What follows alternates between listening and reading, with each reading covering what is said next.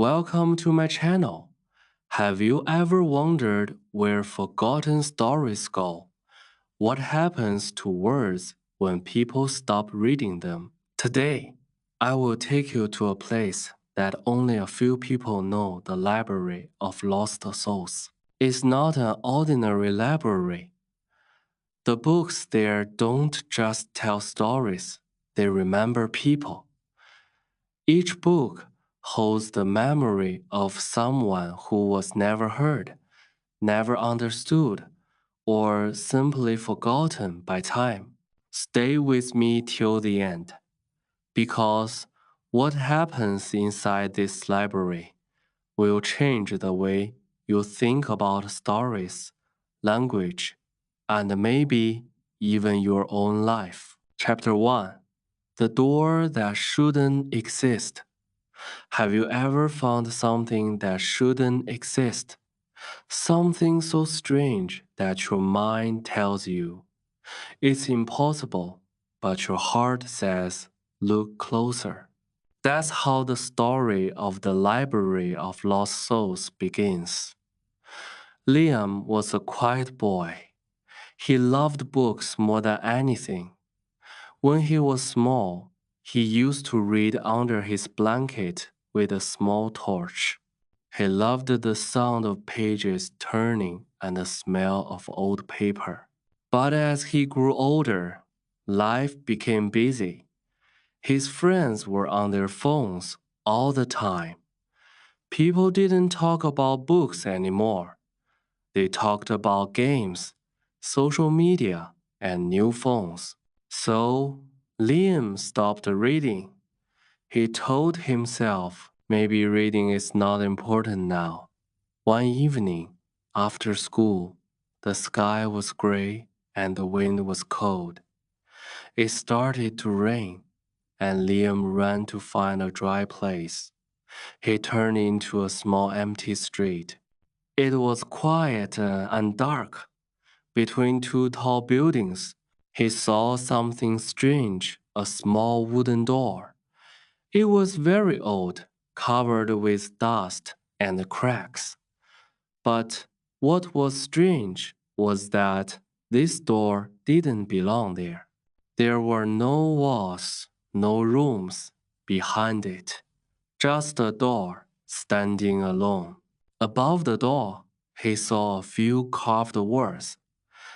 They were hard to read, but slowly he made them out. The Library of Lost Souls, he whispered. What kind of library is this? Curious, he reached for the handle. His hand was shaking. When he touched it, he felt warmth like the door was alive. Slowly, he pushed it open. A soft golden light touched his face. It felt like sunlight, even though it was night. Inside, he saw something amazing. Shelves, hundreds of them, going higher and higher, filled with books of every size and color. Some books glowed faintly. Some seemed to whisper softly, like they were breathing. The air smelled like rain and old stories. Liam stepped inside without thinking. The moment he entered, the door closed behind him with a gentle click. The sound echoed through the library.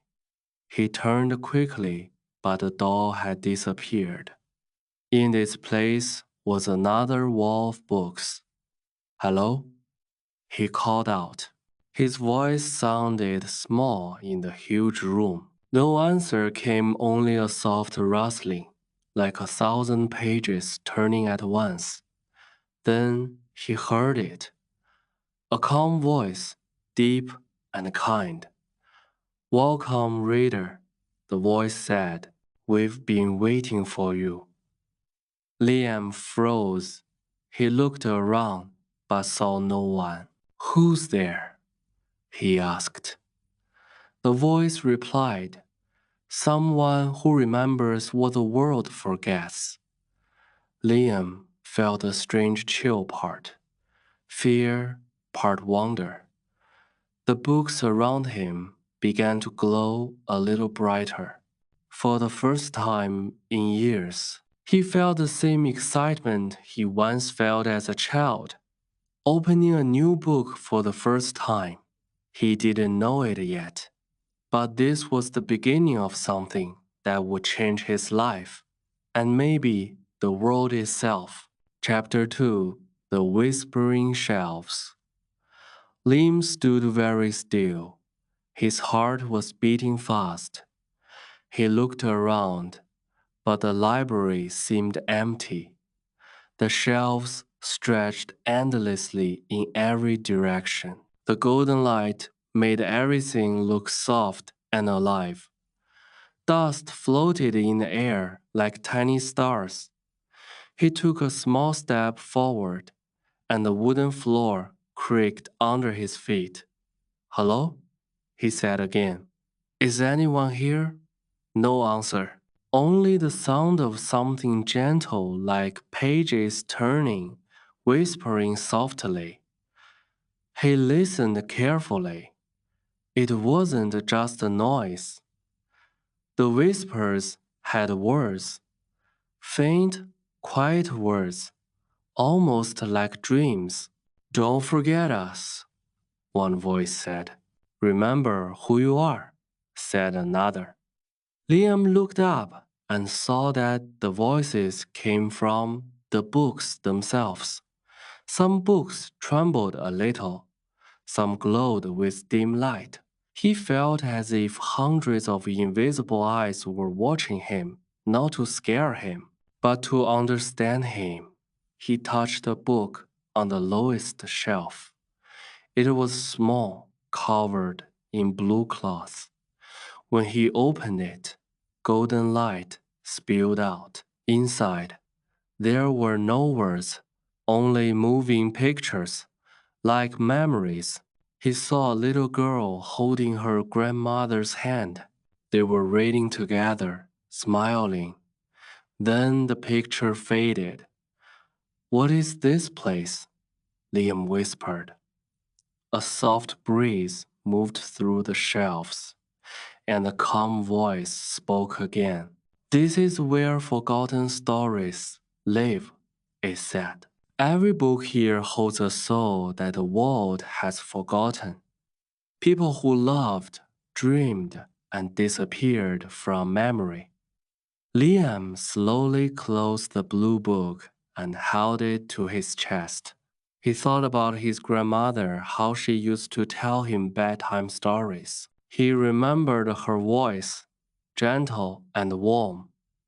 He hadn't thought of her in years. For a moment, his eyes filled with tears. Then he noticed something else. One shelf was empty. It looked old and broken, but there was space for only one book. A golden tag below it said, "The story still being written." "What does that mean?" Liam asked. The voice replied softly, "That shelf is for you." "For me," Liam said in surprise. "But I haven't written anything." "You are writing it now," the voice said. "With every choice you make, every word you speak, every dream you chase, your story grows." Liam looked down at his hands. The blue book he was holding started to fade slowly, turning into light that floated away like dust. He suddenly felt small, but also important, like every moment in his life mattered. He began walking deeper into the library. The floor shone slightly under his steps. The shelves grew taller, and the air became cooler. The whispers grew louder, almost like 1,000 people breathing softly together. At the end of a long aisle, he saw something strange again. A tall clock made of glass and gold. But it had no hands, no numbers. It didn't tick. It was a clock without time. What kind of place has books that whisper and clocks that don't move? He said to himself. And then the voice returned, this time, right behind him.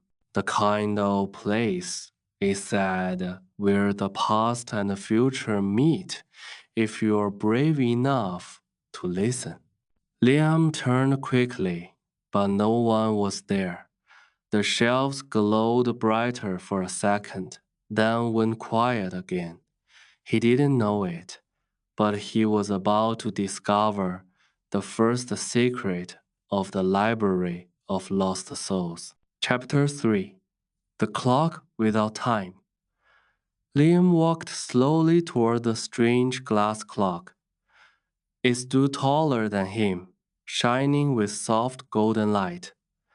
But it was unlike any clock he had ever seen. There were no hands, no ticking sound, no numbers, only a smooth circle that glowed faintly like the moon. He touched the glass carefully. It felt warm, alive, almost breathing. Suddenly, the clock began to hum a low, deep sound, like a heart beating in silence. The air around him trembled. The shelves nearby began to whisper again, but this time they whispered his name. Lim, Lim. He stepped back, surprised. What's happening? He asked. The same calm voice spoke again, gentle but close. This clock keeps no time because time has no meaning here. Every soul who enters this library brings their own time with them. The moments they loved, the ones they lost. Liam looked confused. But how can a clock exist without time? The voice replied, because memory is stronger than time. As he stared at the clock, something began to appear inside it. At first, it was foggy. Then slowly, he saw a scene form within the glass. A small boy ran through a field, chasing light bugs. His laughter echoed softly. Then Liam realized it was him. He was watching his own childhood, his younger self, happy and free. He whispered, "That's me, when I was little." The image faded and changed again. Now he saw himself sitting in his room, staring at his phone, feeling lonely. The light from the screen made his face pale. There was no laughter now, only silence. The voice spoke again. You chase time, but you forget how to live inside it. You rush through days, through dreams, always waiting for something next, but never seeing what is now. Liam felt a sharp pain in his chest. He remembered all the times he had said, maybe later or not now. All the chances he had missed to talk to his mother, to walk with his friends, to dream without fear. He asked softly, "Can I change it?" The voice said, "No one can change the past, but you can wake it. You can give it meaning again." Now it was glowing brighter, as if full of light. He saw new reflections inside moments that hadn't yet happened. He saw himself reading books, smiling again, helping others. He saw hope. Then the clock spoke in a voice of its own, warm and deep. To find the truth, you must go deeper. The next room waits for you. A small door appeared on the side of the clock.